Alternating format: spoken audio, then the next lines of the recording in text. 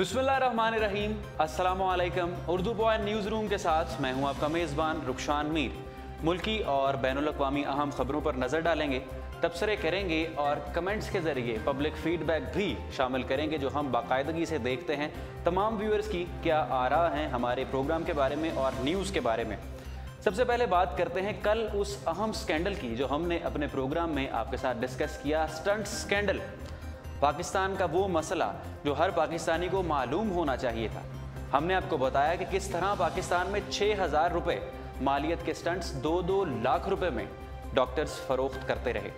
जब FIA की team ने इस मामले का खोज लगाया और अपनी टीम भेजी तो 40 मिलियन के जाली स्टंट्स भी बरामद किए गए। अफसोसनाक बात यह थी कि मेयो अस्पताल, जो कि पाकिस्तान का एक सरकारी अस्पताल है, डॉक्टर्स की पूरी टीम इस स्टंट माफिया के साथ मुलव्वस थी। मसीहा भी इस स्टंट माफिया के साथ मुलव्वस थे।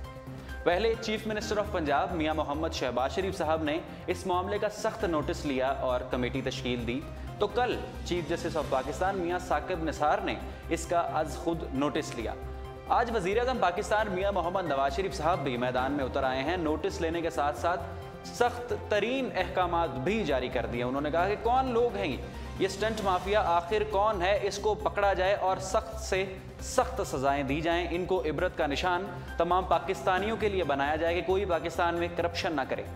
इसी तरह का एक और स्कैंडल जो इस वक्त मीडिया पर भी है, of the record, of the camera तो इस मामले पर बातें की जाती थी कि जो दूध, बिलखुसूस डब्बे वाला दूध जो पाकिस्तानी इस्तेमाल करते हैं, उसमें मुज़र सेहत करीम और अशिया इस्तेमाल की जाती हैं। इस सारे मामले पर आज मैंने रिसर्च की है, बड़ी अहम मालूमात मेरे पास हैं। ये सारी मालूमात भी आपके साथ शेयर करेंगे, मगर सबसे पहले साबिक अमरीकी सफ़ीर कैमरॉन मंटर का बयान शामिल करना है। उन्होंने स्विट्ज़रलैंड के शहर डेवूस में जो पाकिस्तान के साबिक आर्मी चीफ हैं जनरल राहील शरीफ साहब के एजाज़ में दिए गए इशाइये में उन्होंने क्या बयान दिया, आप सुनकर हैरान रह जाएंगे। उनका कहना था, साबिक अमरीकी सफ़ीर कैमरॉन मंटर का कहना था कि पाकिस्तान को उसामा बिन लादेन की एबटाबाद में मौजूदगी की कोई खबर नहीं थी। यानी पाकिस्तानी इंटेलिजेंस, पाकिस्तानी इस्टेब्लिशमेंट, पाकिस्तानी हुकूमत इस बात से बाखबर नहीं थे, बेखबर थे कि पाकिस्तान में उसामा बिन लादेन मौजूद है, जिसकी वजह से हमें पाकिस्तान के साथ ताल्लुकात बेहतर बनाने चाहिए और कोई नफरत नहीं पालनी चाहिए।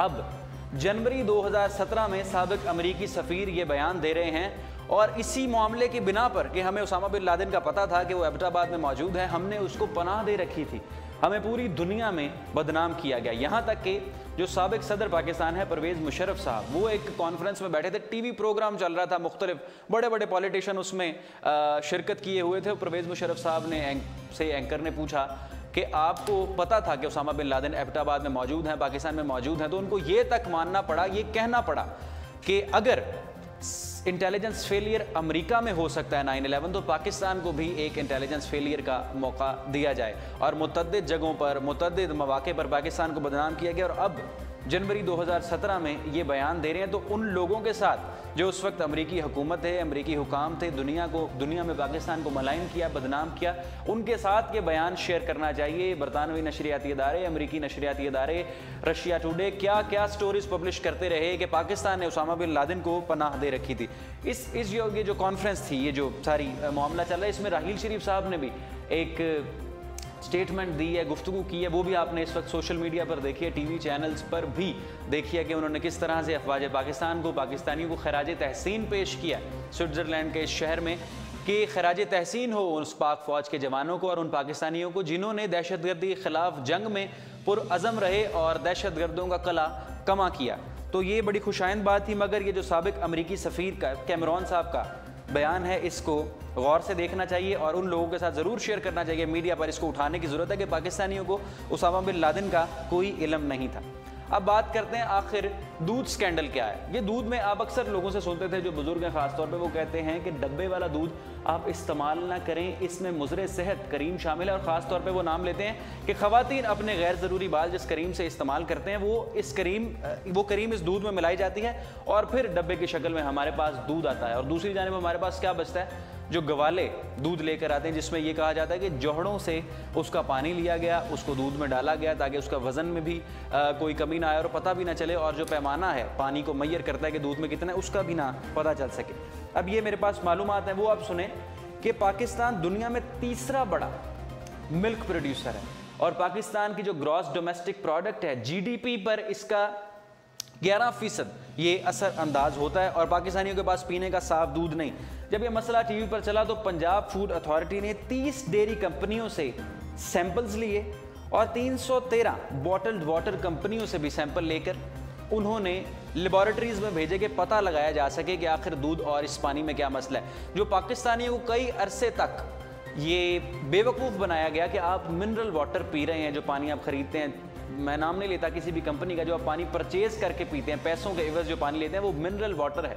हालांकि हकीकत ये है, इस पर मुख्तलिफ अमेरिका में, यूरोप में केस स्टडीज़ भी होती रहीं और एक बहुत बड़ी कंपनी में अमेरिका में एक बहुत बड़ी कंपनी को केस का सामना भी करना पड़ा क्योंकि उन्होंने टैग लिख रखा था मिनरल वाटर का, जबकि मिनरल वाटर तो वो है जो चश्मों से उतरता है। जो वाटर हम पीते हैं, वाटर पीते हैं वो बॉयल्ड वाटर है, बॉयल्ड वाटर है, उसको उबाला जाता है ताकि उसमें कोई मुज़र सेहत केमिकल्स ना बचे या इस तरह की चीज़ ना बचे जो कि सेहत के लिए नुकसानदेह है। तो एक बात ये, और दूसरी बात ये कि लेबॉरेटरीज़ में जब इस दूध को भेजा गया तो पता चला कि मर्दों को प्रिजर्व करने के लिए जो फॉर्मलिन क्रीम इस्तेमाल की जाती है वो इस दूध में शामिल है, जो हमारे बच्चे पीते हैं, जो हमारी ख़वातीन पीते हैं, जो हमारे मर्द पीते हैं, और इसके सबब जल्दी अमराज, कल्बी अमराज, जहनी अमराज का सामना पाकिस्तानियों को करना पड़ रहा है।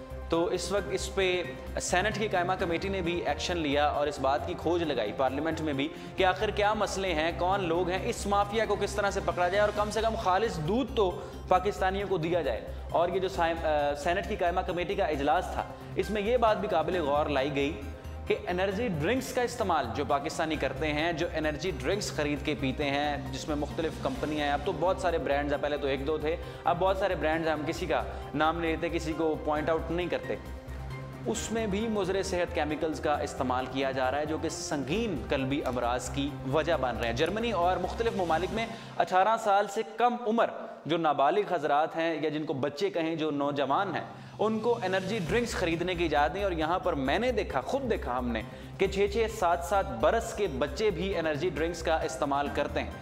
एनर्जी ड्रिंक्स में क्या है, कौन से केमिकल्स हैं, इससे भी बचना होगा। और दूध, इस वक्त पाकिस्तान में ये परेशान है कि दूध हम गवालों का भी नहीं पी सकते, डब्बे वाला भी नहीं पी सकते, तो दूध आखिर पिएंगे कौन सा। इस बात में मैं भी इस वक्त सस्पेंस में हूँ कि हाँ, ये बात तो काबिल गौर है कि पाकिस्तानी फिर दूध अगर डब्बे वाला भी नहीं पिएंगे, ग्वाले वाला भी नहीं पिएंगे, तो दूध आखिर कौन सा पिएंगे। कैल्शियम की जो कमी है उसको किस तरह से ठीक किया जाएगा। अब बात करते हैं बैनुल अक़वामी अमेरिका के।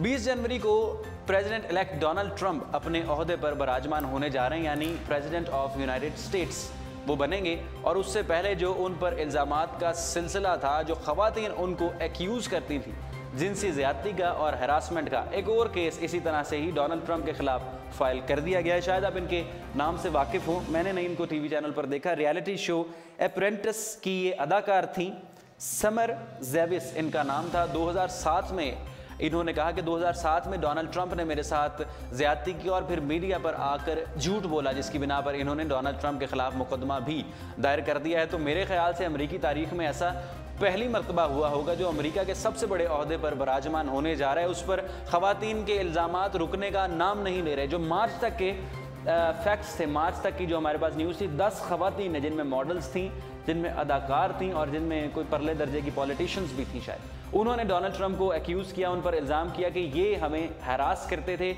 सेक्सुअल हरासमेंट के उन पर एक्ट लागू होने चाहिए और उन पर मुकदमा किया जाना चाहिए। तो डोनाल्ड ट्रंप के अभी अपना ओहदा संभालने में 2 दिन बाकी हैं, मगर वो इन मुकदमों का क्या करेंगे, इन ख़वातीन का मुंह किस तरह से बंद करेंगे और मीडिया पर आकर क्या कहेंगे। याद रहे कि जब उनकी इलेक्शन कैंपेन चल रही थी तो उन्होंने कहा, बार बार कहा कि मैं इन ख़वातीन को सू करूँगा, इन पर मुकदमा चलाऊँगा जिन्होंने मेरे ख़िलाफ़ इस तरह की बयानबाजी की है। इसमें कोई हकीकत नहीं, मगर क्या हकीकत है, क्या सच है, क्या झूठ, इसका फ़ैसला भी वक्त ही करेगा। अब बात करते हैं, कल भी हमने प्रोग्राम में इसका थोड़ा सा डिस्कशन की डॉक्टर आफिया सदीकी के हवाले से कि बराक ओबामा एडमिनिस्ट्रेशन जा रही है, डोनाल्ड ट्रंप आने वाले हैं, अमेरिकी सदर की, प्रेसिडेंट की कुर्सी पर बाजमान होने वाले हैं। तो बराक ओबामा ने जाते जाते प्रिजनर्स जो थे अमेरिका में जो लोग कैदी थे, जिन पर मुख्तलिफ सज़ाएँ आयद की गई, उनमें टेररिस्ट भी थे, उनमें इंटेलिजेंस एजेंसी, स्पाई एजेंसीज़ के लोग भी थे, उनकी उन्होंने एक लिस्ट तैयार की और कहा इनको मैं जाते जाते इनको रिहाई दे दूंगा।